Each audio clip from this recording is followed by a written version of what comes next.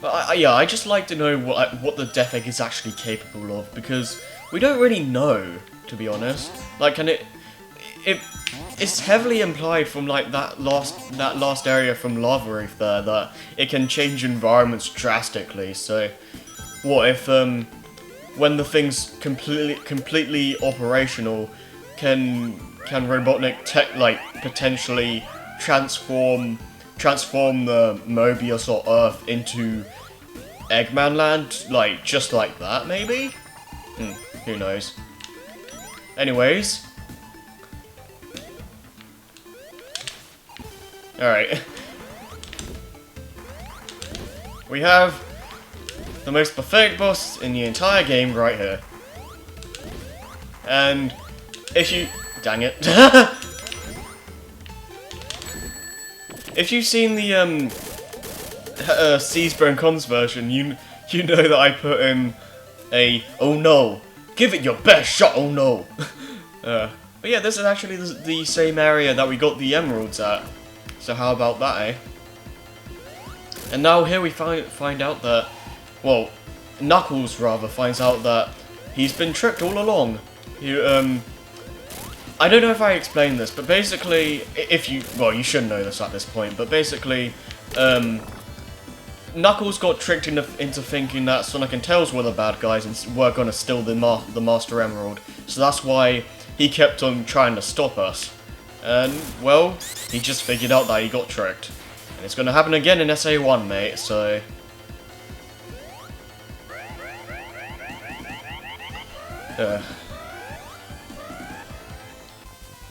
Alright, Sky Sanctuary Zone. But yeah, one thing I should actually mention. Oh yeah, I like this as well. This is a pretty nice set piece here. Just seeing all the egg robos flying out of the Death Egg and with the Death Egg rising up from the clouds. It's a nice little spectacle for the time. Like, some of the stuff in this game is pretty advanced because, well, for the Mega Drive Genesis era.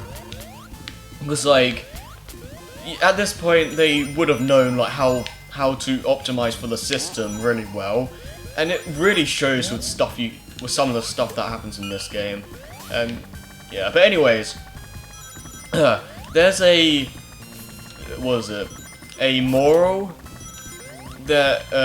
memorial whatever it's called that had like Supersonic go up against a Death Egg robot, and that's meant to. It's basically like a precursor to what's actually going to happen at the end of the game.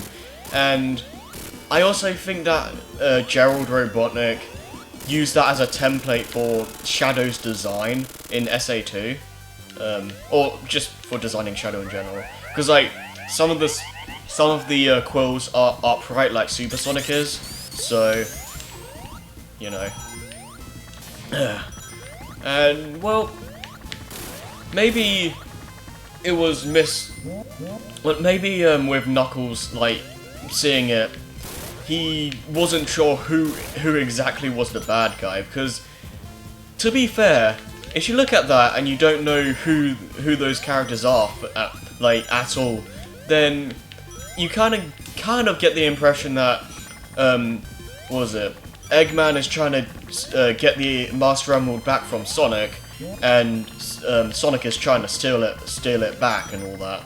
Like, when you see it from that side, it's kind of more justified, like Knuckles being tricked in this game, because hey, he doesn't even know Sonic at this point. So yeah, I can kind of see it. Like, it kind of does make sense.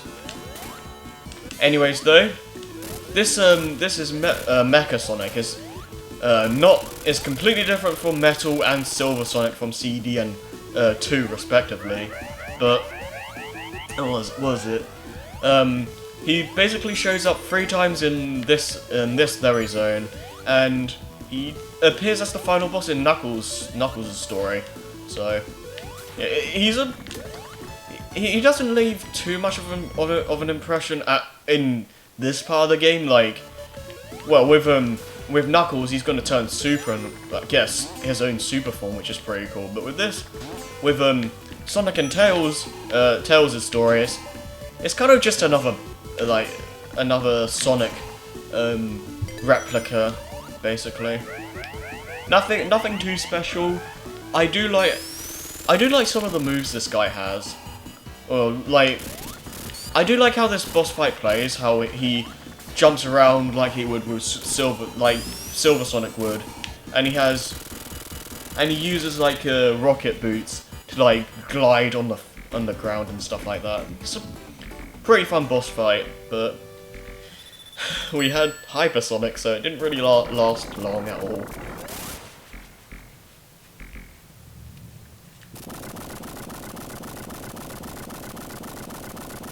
And now this place is crumbling apart for some reason. It's never really explained, like, why this place is crumbling apart. I guess it's just a nice little spectacle. Because to be fair, it is.